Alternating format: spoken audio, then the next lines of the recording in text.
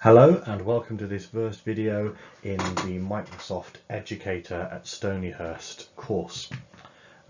Please could you get ready on your laptop the class notebook for the cohort that you're a part of. You should know which one that is. You'll be a member of the relevant team. It will be called Microsoft Educator, and then it will have the month and year in brackets after it. And then if you could also open Edge or Chrome and log into education.microsoft.com, you can use your usual Stonyhurst username and password for that. That's where you're going to put in the achievement code at the end so that you get your certificate from Microsoft. This first session is called Teaching in a Blended Learning Environment. That's the Stonyhurst version of it. The Microsoft version is called Teach Forward. And also covers remote and online learning. We're particularly focusing in a Stonyhurst context on blended learning, and we'll explain what that is shortly. During the course of this video, there'll be points where you need to pause it, so I would recommend you probably need to allow half as much time again compared to how much is on the video to go through it, and it is best if you can go through this one in one sitting. For some of the subsequent videos you'll be able to do it in two halves.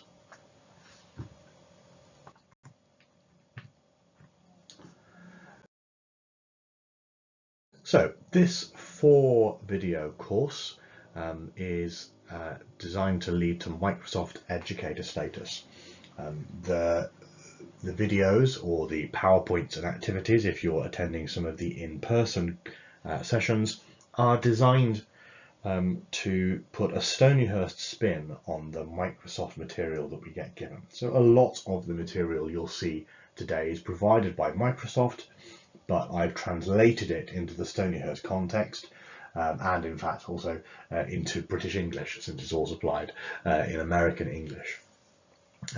Once you've achieved Microsoft Educator status, which replaces the old ME status, which those of us who were here during the pandemic already have, there's also now 2 pathways to Microsoft Advanced Educator status. And at the end of the final session, whether you do it online or in person, we'll talk about those 2 pathways. This course is not about click here, press this button to get this outcome. It's for thinking about education, thinking about teaching, and thinking about how we want students to learn in the 21st century. We will imagine what might be possible, and then later we'll consider how it can be done. So for the 2023 June cohort, for whom I'm recording this video initially, these are the 4 sets of dates. Today we're looking at Teach Forward, best strategies for hybrid learning, blended learning rather than hybrid and remote, though some of the skills are transferable. Then the second session we look at OneNote and PowerPoint Recorder. PowerPoint Recorder is what I'm using to create this presentation on video. Then in the 3rd week of the half term we look at accessibility and inclusion. And then in the final final week of term, we look at how to structure teams. You'll notice that the first 2 sessions are an hour and a half, and the 3rd and 4th sessions are a little bit shorter. Your versions of this will look pretty similar in future cohorts. I should imagine that there will be some alteration to the in-person offering depending on feedback from the first cohort to go through it. Before we go into the sort of full-on discussion of how we're going to proceed with blended learning, how we're going to define it, how we're going to implement it in our various different subjects and areas, it's worth thinking about the number of tools that Microsoft offers, which is really quite large. And some of these you'll have heard of, some of these you won't, and they might just trigger possibilities. As I say, a lot of the point of this course is not to say if you click here then this good thing will happen, but to say these are the things that are possible. These are the tools there are, and probably if you want to do something, it is possible. It's a question of how difficult it is to make it happen, and whether there's a cost-benefit analysis to your time needs to be undertaken before it happens. But I'm just going to run through some of the Microsoft tools that are usable in education. So first of all, there's a database called Access, which runs on a PC app. We'll probably be familiar with Bing, which is a search engine, a rival to Google. It's starting to implement, at the time I'm speaking now, June 2023, they're starting to implement elements of OpenAI and ChatGPT into that. There's also Flip, which I know modern foreign languages use quite a lot. That's a video discussing and sharing site where pupils can react very quickly to a stimulus, and you can very quickly watch their contributions back all in one place, and they can collaborate and they can see each other's if you set it up like that, and that's on the web and on mobile apps. There's a great mobile app called Office Lens, and the reason that I mentioned this one is because it's a really good way of getting paper into PDF. This functionality is also available in the OneDrive app. It's essentially an integrated version of Lens, but there is this separate piece of software as well. Instead of it looking like a photograph of a piece of paper, it actually converts it into something with if it's a white piece of paper, a white background and really high contrast black text on there, and it makes it black and white if that's appropriate, and so forth.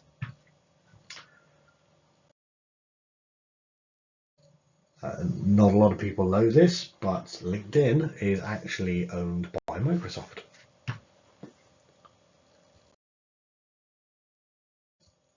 The same is true of Minecraft, and Microsoft do try to push the idea of Minecraft being useful for education.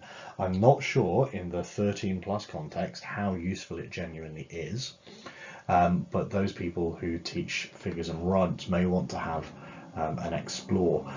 There's lots of walkthroughs online to do with things like teaching units of measurement, or it can be used a little bit like the old Oregon Trail game that those of us of a certain age will remember from Acorn Archimedes, to be able to sort of set up the idea that you have to mine a particular resource in order to create a particular outcome. Again, it's much more useful in primary and early secondary, probably at the moment at least, than in 13+, but it's worth knowing that it's there. And again, it's owned by Microsoft, so it's very tightly integrated with the other teams, with the other software. We also have OneNote. I think we should all know, Stone knows what that is.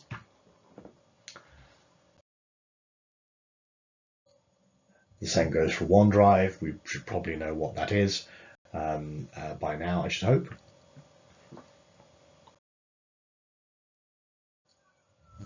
Again, we probably all spend more time than we would like to on Outlook. That's where you get your emails.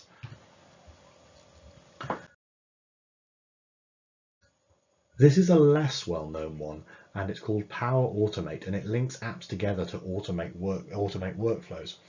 So an example is in the music department, when a visiting music teacher wants to order a piece of music for a pupil, they put the details into a form, a Microsoft form, which is something I've actually missed off this list, but is also owned by Microsoft, obviously.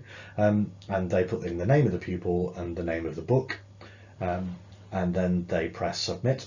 And that form obviously sits in forms, and somebody can go and look at it if they want to, but it also automatically emails those details to the music shop, who then purchase it and send it through. And it also automatically puts the details on a spreadsheet so that when we get the invoice, we can allocate that amount against that pupil's recharge account. And it just does that through one form, because I've connected a form to a spreadsheet and an automatic email account. Those are the sort of relatively simple things where you think, look, there must be a system for this, and actually you can quite easily create your own.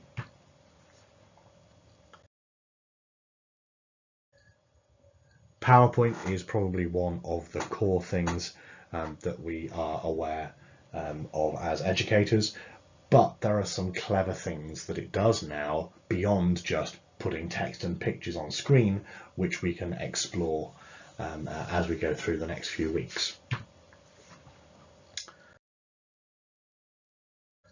Publisher is still there.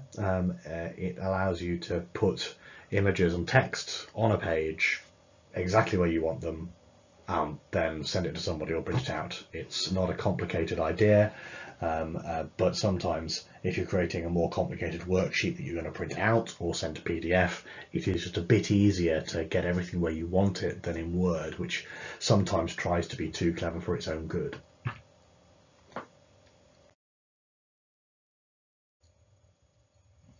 SharePoint is one which comes up a lot with SharePoint sites, and the Open in SharePoint button on Teams, which comes up quite a lot, and I discourage people from clicking on.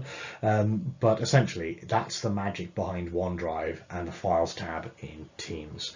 Really, OneDrive and Teams run on SharePoint. So when you open something in SharePoint, you're looking at the backstage view, so to speak, of those things. The other S, much underused actually, is Sway. You can create very simple multimedia presentations, videos, pictures, and text, and it's really an alternative to PowerPoint. You can also include forms in there, which means that you could create a much more multimedia and staged approach to something you are going to put on forms. Forms is getting better at that, but in the interim, Sway is a good thing to experiment with.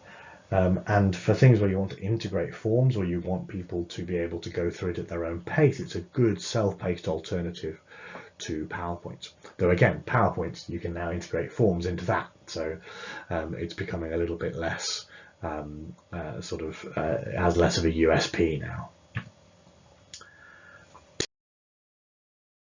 Teams we're definitely all very familiar with, but again, as with so many of the other standards, Microsoft are always working on improving Teams and making it better and increasing the functionality. We already have a group, as at the time of me speaking here, that is working on a new feature called Classroom on Teams, which I hope will transform the way that we can collaborate as professionals on schemes of work and resources on Teams.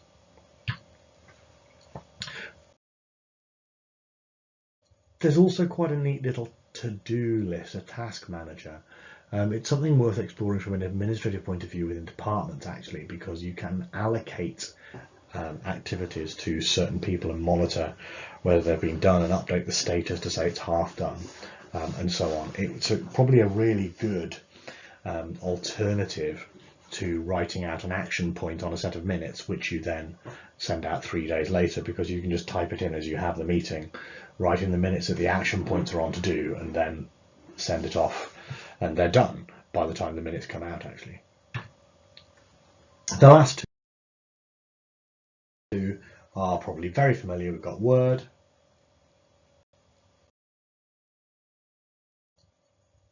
and we've got Excel.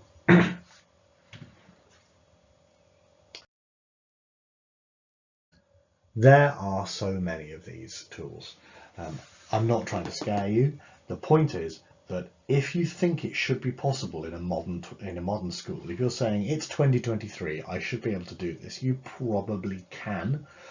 And this course is particularly about Microsoft. It's a Microsoft led course. It leads to a Microsoft certification, and we are really a Microsoft school. Probably it's Microsoft tools that will therefore make it happen. There may be other tools which integrate with Teams that might help, but a lot of the things that will solve the problems that you're coming up with will be provided by Microsoft. So here is the plan for today's session. We're going to discuss blended learning for the whole of this session. It's not a new concept, but we now have a unique opportunity to adopt this in an innovative way in our classrooms, because a lot of the things which were previously impractical or time consuming are now much more and much easier to actually get on with because of the possibilities of technology. So we're going to talk about the arc of blended learning models and specific technology tool examples to inspire your own plans, with a real focus on what can be done during this week and this half term. So let's get started with a quick check-in on blended learning. Here's the question: when you hear the term blended learning, what comes to mind? And what I'd like you to do is, first of all, write your own notes, perhaps on a blank Word file, and then go to the collaboration space. And it might be that you're watching this video at the same time as we're doing it live, in which case you might be able to cooperate with us, collaborate with us as we're doing it in person. But if not, you can see other people's ideas as well.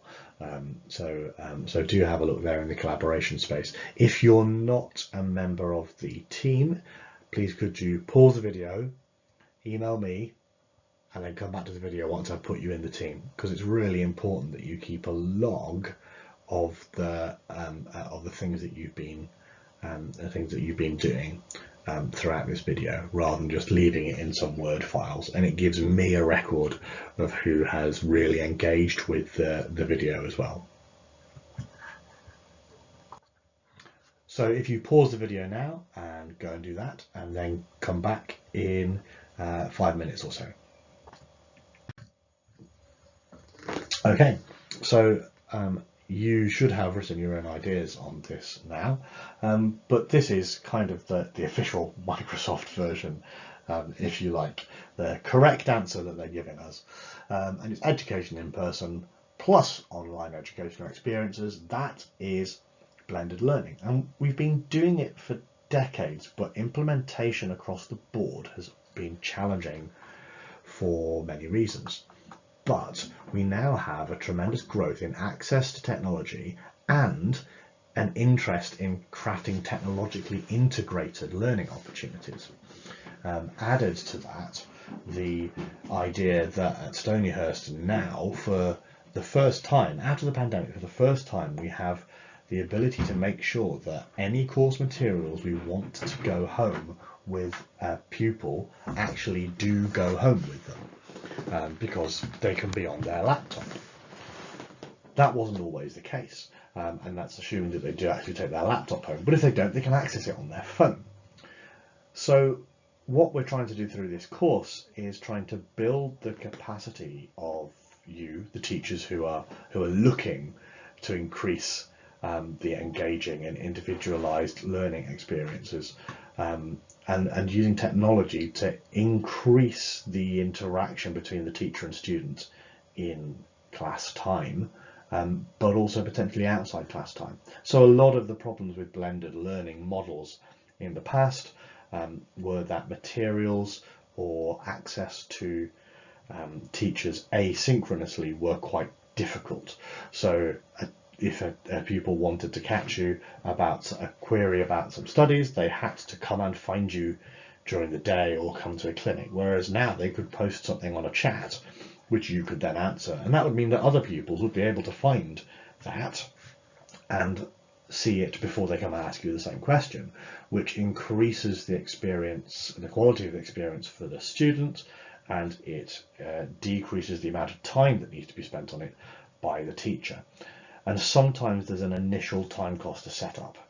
And the key is to make sure that we don't keep reinventing the wheel week after week and year after year, so that we are setting up things which will be self-sustaining and over a longer period will result in the total amount of workload decreasing whilst also increasing the quality. That's the real aim of all of this entire course, but particularly this section on blended learning. So here is a dizzying diagram provided by Microsoft. Thank you very much for making something so very complicated that could probably have been explained much more simply. But let's have a look at this top section. Excuse me for not being very neat there.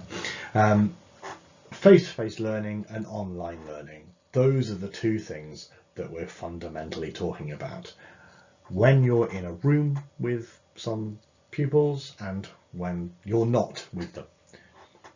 You are telling them, however, what it is they should do, one way or another, in an open or closed way, when they're not with you.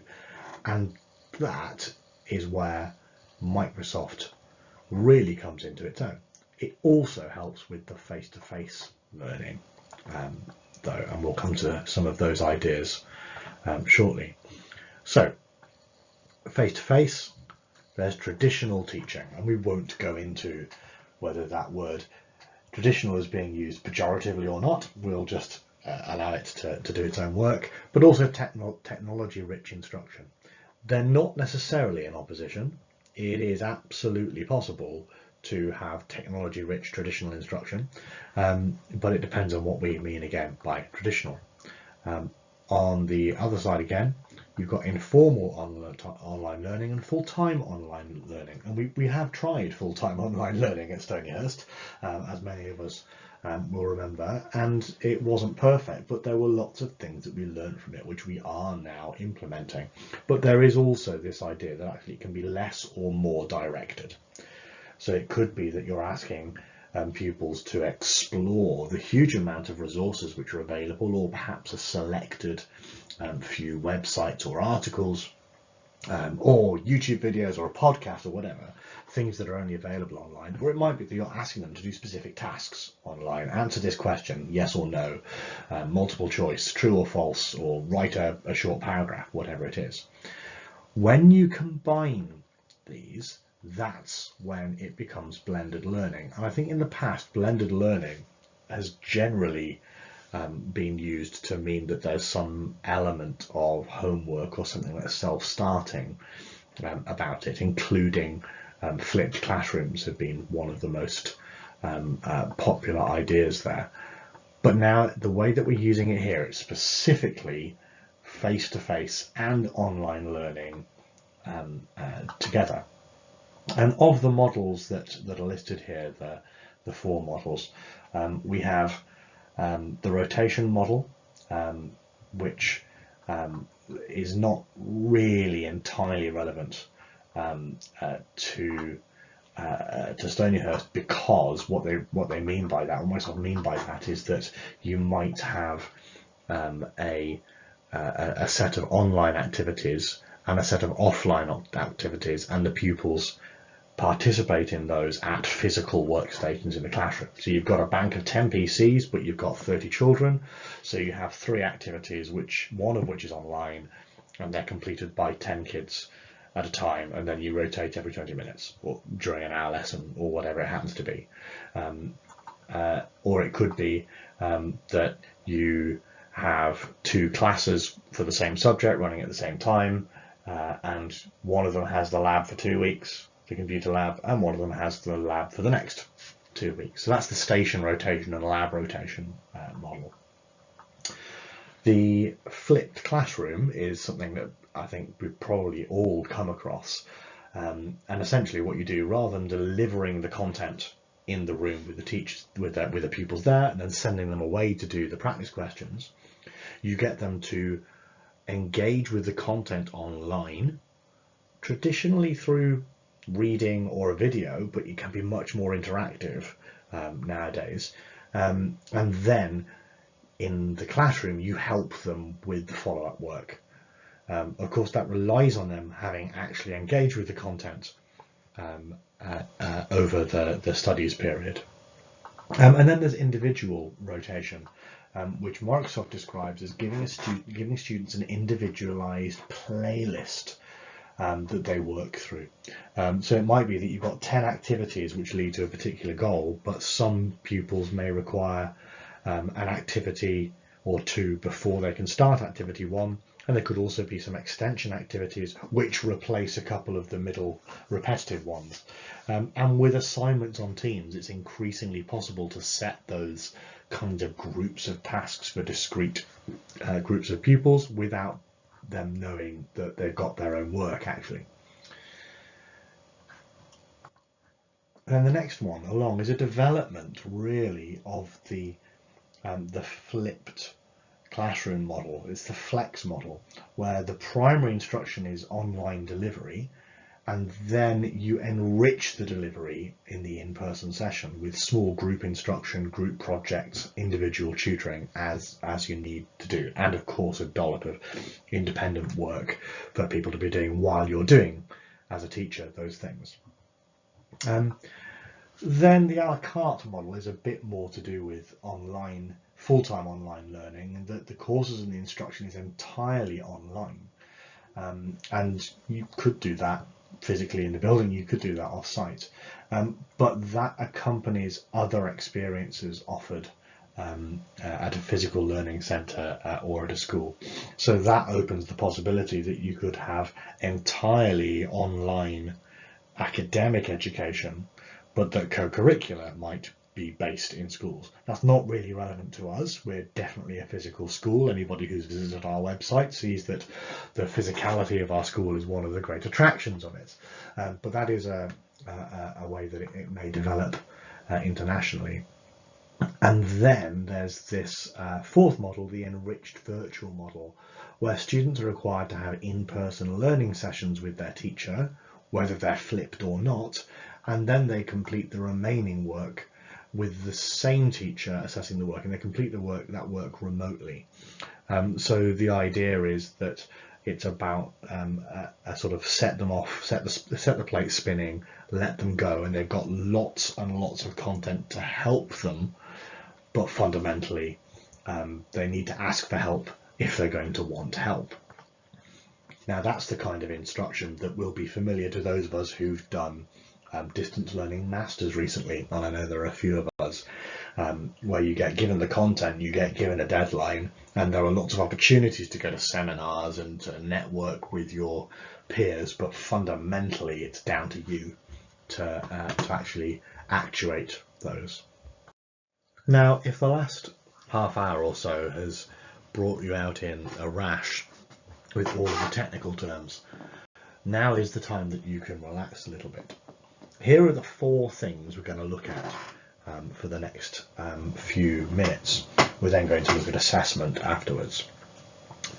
But we're looking at learning activities now, and you probably already do all of these things, and you probably do at least a couple of them online. When we're looking at blended learning and thinking about how we might use Microsoft tools to improve students' experiences, we need to think about moving activities between online and in-person spaces, and what we're really doing is we're checking our assumptions about what is possible and moving things online where that's the most appropriate thing for that group or for that activity. So group discussions are really important parts of all our classrooms, I'm sure. They build community, they increase knowledge construction and sharing, and they develop communication skills. But traditional live discussions in a physical classroom can leave some voices unheard. They can create anxiety for students who need more time to consider responses, and those who struggle to participate in fast-paced in-class discussions. We can use technology to modify group discussions to better meet the needs of all students, and this can increase the engagement and breadth of contribution across the board. So we're going to have a look at how to implement a couple of technology-supported group discussion technique.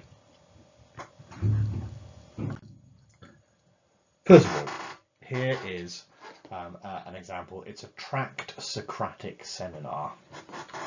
Sorry for the sort of the verbiage here, but that is what it's called.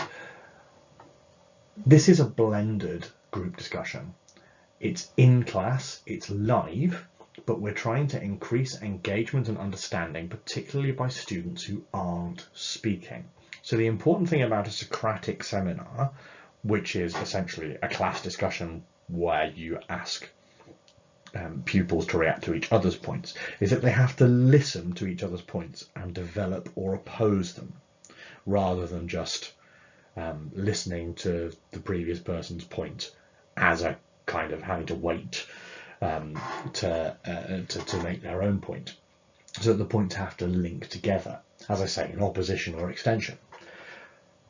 That means that mostly the person who thinks they're going to be next, the people who have this sense that they're going to be picked next, maybe you've picked everybody else already, are the ones who are doing the thinking, and everybody else is not at that moment doing the thinking.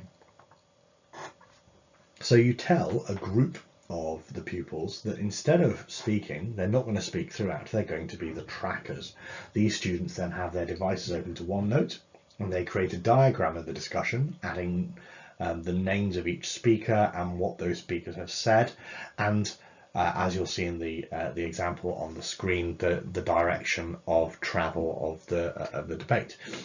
And then they have a reference for this for subsequent studying. You could even take an audio recording as well. This model increases the accountability for students who are not actively participating, and increases the number who have a role in the class experience.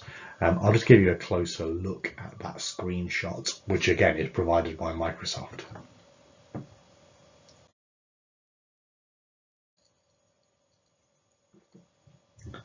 So I'm not sure what the question was there, but there's justice, prisons, guest workers, immigration, and you can see that some of the same ideas keep coming up, and that there is a sort of a sense of the ebb and flow of the discussion. Tomo and Naresh and Connie have a little bit of back and forth, for example. A second way of doing that, to flip that to online and out of class, is to do it through Teams posts. So this actually can ensure the participation and accountability of all pupils. What you do is you post an announcement in Teams, and you give pupils studies to respond to the prompt. So you give them some kind of stimulus, a question, or a source, or a piece of music, or a piece of art, or whatever it is. And your expectation could be that pupils participate twice or three times between the setting and the deadline. You could participate through the week as well, and you could instruct them that part of what they had to do is, as well as putting their own response to the stimulus, is they also had to write a response to one other person. By far the most time-consuming bit of this is going to be going through and checking that they've done it. But as you do that, you'll certainly naturally skim read what they've written, and the sense that I have is that that actually provides some quite deep discussion points, because they really are thinking about what other people have read, and they're just having to write a short, perhaps 50-word post, but they're having to get a lot of detail into that. And you can pull them up, of course, on things like grammar and capital letters if you want to as well.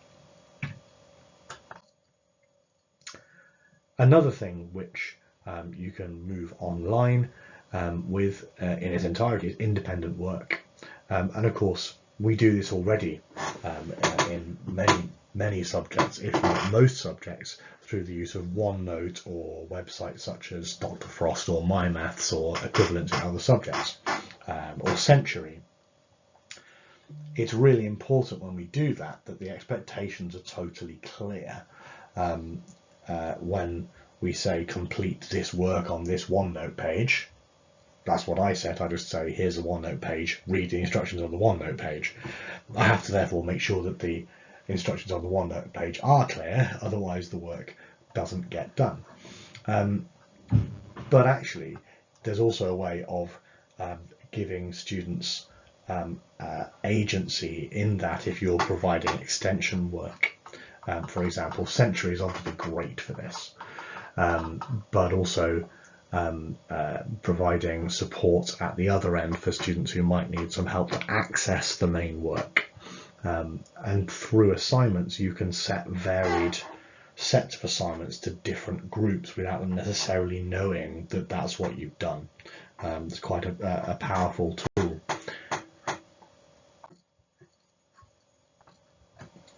One of the things that Microsoft are really keen on, and if you take the 21st Century Learning Design Advanced course out of this course, that's principally really what that's about, is collaboration as a key skill. And there's a way of developing the traditional sort of work on this in groups kind of task that comes up a lot in lessons, and probably even more on training courses like this one, into something that's really meaningful for all of the participants and where everybody is accountable. We've already talked about the tracked Socratic seminar, and that's something you can do in smaller groups as well. But it's really key, if you go forward with this idea, that you identify what the role of each person within the group is, and then provide them with a central collaborative space. Now that exists in OneNote. There are other things like Flipgrid you can use for it. And then promoting projects that foster interdependency for true collaboration. And that really relates to the first point of identifying the role. So if you've got 3 people in each subgroup, and they're each looking at a slightly different topic, and have to produce something, whether it's a presentation or whether it's just some work in a collaboration space in OneNote. If you say that one person has to be the person who collects all the data and puts it in the collaboration space, and then somebody else has to write it into bullet points, and the third person has to write it into sentences, that's a relatively simple way of doing it. It's certainly a way where they have to rely on each other. There's also a few failure points there if the first person or second person don't actually do it. But that's the kind of thing which Microsoft are pushing. As I say, there's a lot more to explore with that, and that's on the advanced course. But it's a really big theme throughout Microsoft education material.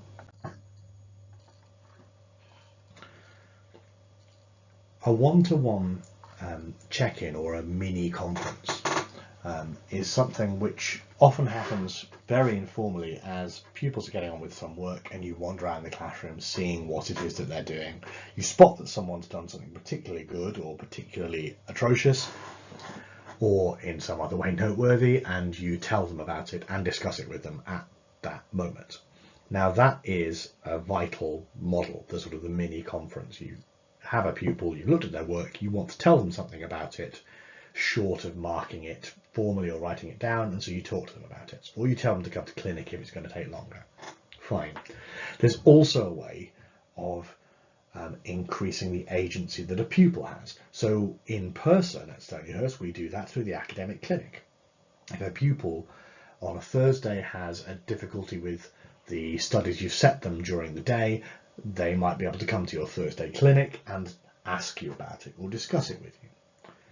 And they might have put themselves forward for that, so that they can still hand it in on Friday or Saturday with everybody else, despite the fact they struggled and needed a little bit more input. That gives them agency, but it only gives them agency if they're available at 5:15 and there is only one clinic for them to go to that afternoon. Whereas if you have a channel in your class team for frequently asked questions or office hours or whatever you want to call it, then actually they can ask that at any time in chat. You can respond at any time, so you don't have to be in the building at 5:15 either at that point. Also other people might be able to see the answer, and it might take the sting out of the tail of a particularly common question, in that you can just direct people to the previous answer that you've already given. There are also 2 other ways of doing this. Forms is a really useful tool for many things, but for exit tickets for lessons, or exit tickets for studies activities that are perhaps, it can be easy for pupils to fudge whether they've done it or not. So if you've given a class some reading and you don't want them to waste the time doing a reading comprehension test, because perhaps that would be unhelpful in some way, but they're also not ready to write the full essay or answer the full exam question, just a quick forms test, forms quiz, which makes sure they have actually read the material and digested it, but isn't really a test on the material as such. So if they've read a BBC News article about a flood in India, for example, it might be that they have to do a multiple choice, and multiple choice is good here because it means it's self-marking, a multiple choice quiz about what the name of the village that the rescuers first went to was called, or something like that, and where they actually do have to read the article in order to have that knowledge. Even if they only skim read it, you know they've at least opened it. And related to that is Flip, where you could ask them to read that article and then give a 30-second kind of sort of feedback or précis on whatever it is that they've read. Again, you're just really watching that back to check that they've done it, not to check how well they've done it. But actually that is also an important part of assessment, is checking that pupils have done the work that you've set them. Yes, it's great to give feedback on the quality of it, but actually probably, especially by the time we're getting to the end of GCSE and A-level courses, the pupils ought to be doing more work than we could reasonably mark if they were all doing it. And these ideas of particularly forms and Flip provide much more access for the teacher to be able to check that work and to check for really daft mistakes very quickly for a large number of pupils. And it replaces activities like revise this set of vocabulary for the test tomorrow. You can still do the test, but this actually makes sure that they've done the revision beforehand. So now another 5-minute task. If you head over back into the notebook, there are some questions for you on sheet 2, which is called Blended Learning Quick Wins. Consider what you could implement quickly and easily from the ideas we have just discussed, and be quite specific, I would advise you.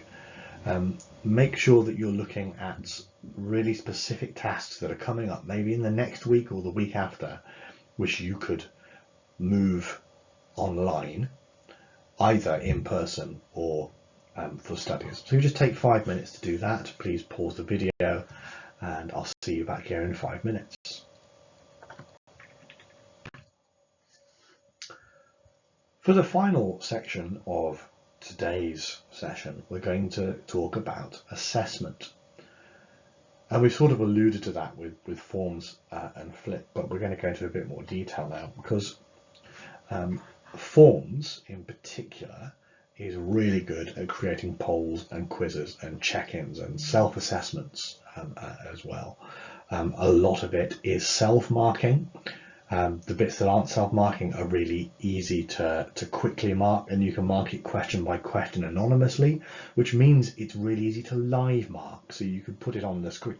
You put it on the screen in front of students, and you can consider the merits of certain ways of answering short answer questions in free text, whilst not revealing who has given the daft answers, or for that matter the good answers. There's also Flip, which used to be called Flipgrid, which you can have student responses, peer feedback, video explanations, whiteboards, screen sharing, and essentially allowing pupils to explain what it is that their understanding is, or to demonstrate a skill in some way. So in music and languages or public speaking, there's a really obvious boon there. But also explaining things, especially as part of the revision process, is a really valuable way of pupils making sure that they remember the content. And Flip is a really good way of quickly getting them to have to explain something concisely. We've mentioned Minecraft. You can actually assess through Minecraft, particularly there's some coding elements in there. OneNote, I think we're all familiar with. That's integrated with Teams too. Word, PowerPoint, Excel, if you're using them for their appropriate functions, they definitely work. And there's also the option, which we haven't really explored very much at Stonyhurst. Rather than having videos on YouTube like this one, you can have them on stream, and you can have interactive questions staged throughout on forms. I could have done that for this this video, but I wanted you to all be engaged with your cohort in OneNote, because I suspect that most of the way that this video will be used is by people who missed this one session and will join back in the in-person version next time. We're probably already familiar with many of those core tools, but here are the ones that I would pull out. It's Forms, OneNote and PowerPoint. These are the key things for assessment, and you're going to be surprised by the PowerPoint one, very possibly, because it's relatively new and I don't think a lot of people have heard of it. So first of all, if you take Forms and Teams, you create quick online marking, because you create a quiz in Forms, you assign it as the assignment in Teams, and not only do you mark it quite quickly, because you can mark it question by question and mark similar responses the same, copy and paste your feedback if that's necessary. You know, if everyone's misspelt committee, then you can put that spelling into everybody's by copying and pasting it straight away. But also then all of those things are stored in Teams under the grades tab against that student's name, and over time they build up a graph, a line graph of where the pupils were at a particular time, what the class average, so you can see where someone's dipped below the class average. Now, it's a bit of a crude system. It's really aimed, that mark system, on Teams at the American market, where everything's out of a certain percentage, and the percentages are sort of standardized between different subjects and in different areas.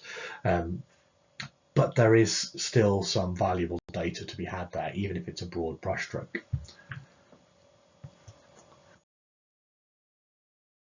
There's actually one other way of using Forms as well.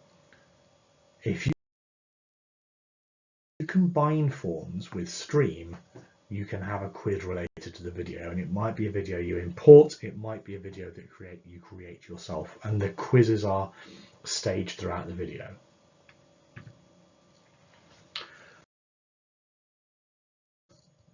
OneNote plus Teams equals easy online marking. So if you set a OneNote page as the assignment in Teams, if you attach it to the assignment, then when you mark it, you don't have to shuffle through every single OneNote folder to find the right page. You just queue them up, and you can do that anonymously as well, which is a really interesting process. Let me tell you, those of you who tried it will probably have found that too. When you're marking things anonymously, it is a totally different experience, even if you slightly recognize the handwriting online. And then the final one, which is possibly quite surprising, it's an interesting way of flipping quite a traditional studies task. So traditionally, you would set a pupil or groups of pupils the task of making a presentation to give to the whole class on a particular topic or subtopic of interest, and then they would have to spend, you'd have to spend a lesson, maybe even 2 lessons, going through all of the presentations, giving feedback, marking them, and so on. Actually, a lot of that can be done by Teams. So you can now set on Teams a type of assignment that is presentation coach, and it's for the pupils to create a PowerPoint and narrate the PowerPoint online, like I'm doing into PowerPoint Recorder now, but they do it in Teams. And Teams will give them great feedback. It'll recognize what they're saying. It will tell them they're doing too many ums and ers. It will point out when they're reading bullet points that are on the slide, rather than letting them speak for themselves and saying something else unrelated. It's probably something I should have done before giving this presentation as well. It would probably have helped, but there we go. So that's another way in which 2 of the Microsoft tools work together to almost automate the assessment process. Again, that feedback for PowerPoint and Teams, it gets given automatically to the pupils. You can look at it, you can intervene, you can put your own feedback in as well, but actually a lot of the content of the feedback is generated for you. So, the final 5-minute reflection task for this session is on assessment. So if you go to sheet 3, best aspects of current assessment practice, please could you consider what you already do and and what you could implement quickly and easily from the ideas we've just discussed. And we're thinking about things that can go online. There'll be some subject specific ideas, of course, but also potentially some things that you could work on between departments. And this is also a good opportunity for you to write down anything you like clarifying, and then later on you can just copy and paste that in an email to me, and I'll deal with it at the beginning of the next live in-person session where you're present. So take 5 minutes to go and look at that now, and then unpause the video when you're ready.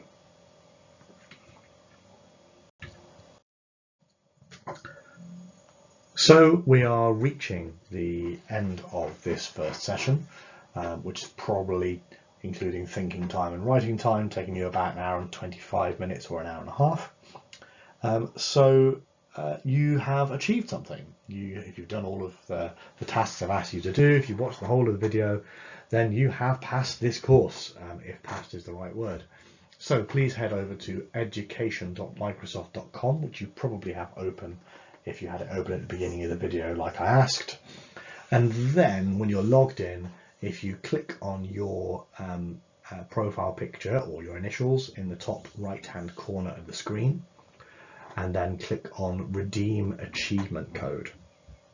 And this means if you type in YDQ6K5 as your achievement code, that means that you will get the badge for the Teach Forward session on Microsoft, as if you'd taken it on Microsoft.com. Because I'm an official Microsoft trainer, I can give you that achievement code. And if you build up the all 4 sessions, there's 6 achievement codes across those 4 sessions, then you end up with the Microsoft Educator badge. So you have to come either in person or do these online self-paced versions on YouTube, and then you can become a Microsoft educator. But if you don't put the achievement code in, you won't get it. So you do have to do that. So if you could take a moment to do that now, please. It also helps my stats as a trainer. And then that's it for today. Obviously the things you missed out on by watching this video include all of the discussion that we've had in the group, and all of the sort of the exciting plans for cross-departmental working. Presumably 1 or 2 jokes, presumably in person I've made many more mistakes because I haven't been able to go back and re-record it, and presumably some of those were funny. So if you possibly can, please do come to the next session in person, but I hope that this was in some way useful, and I wish you all the best in upgrading your practice to include aspects of blended learning. Thank you very much. Bye bye.